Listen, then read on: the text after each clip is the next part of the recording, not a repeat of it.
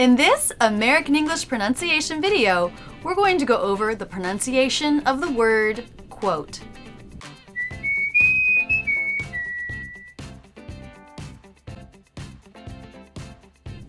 This week's word of the week is quote.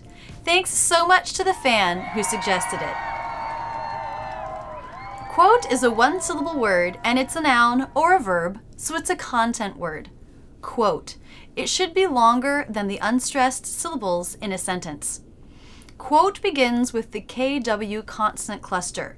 Your lips will round for the W as your tongue takes the position for the K, because lip position doesn't affect the sound of the K. Ku, ku. So my lips are rounded and the back part of the tongue reaches up and touches the soft palate. It pulls down, making the sound of the K, and I'm ready to go for the W. Ku, ku, quote. Then we have the O diphthong. A lot of my students don't make their lips work hard enough for this diphthong. So we relax the lips and the jaw drops.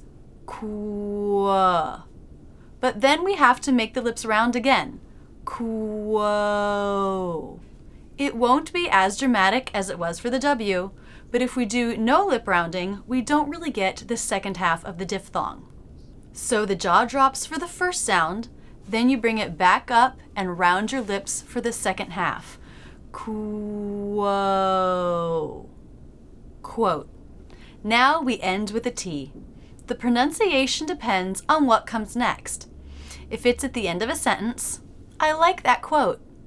Most native speakers will make that T a stop T in conversation. What's happening is my tongue is going into position for the T here, and I'm cutting off the air here. Quote. Quote. So that abrupt stop is the stop T. If we don't stop the air or move the tongue, quo, then we get the feeling of no T at all. Quote. Quote. So it's not the same thing as leaving out the T. Quote. We will also make this T a stop T if the next word begins with a consonant. I need a quote for my presentation. Quote for. Quote for. Do you hear the stop? I'm holding the air in my throat for just a fraction of a second so that we get that stop feeling. Quote for.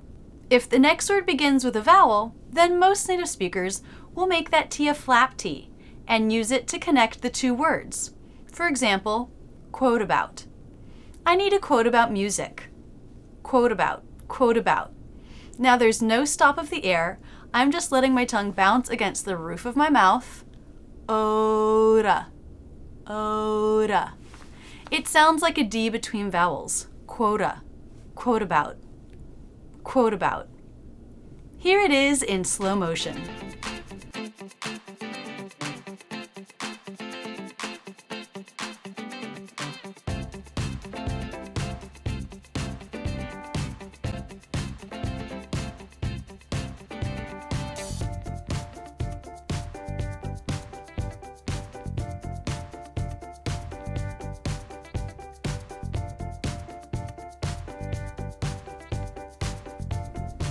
If there's a word you find difficult to pronounce, suggest it in the comments.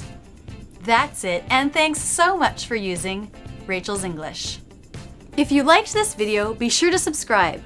Either click here or in the description. But don't stop there. Keep learning with my American English in Real Life playlist, my Ben Franklin playlist, or my Word of the Week series.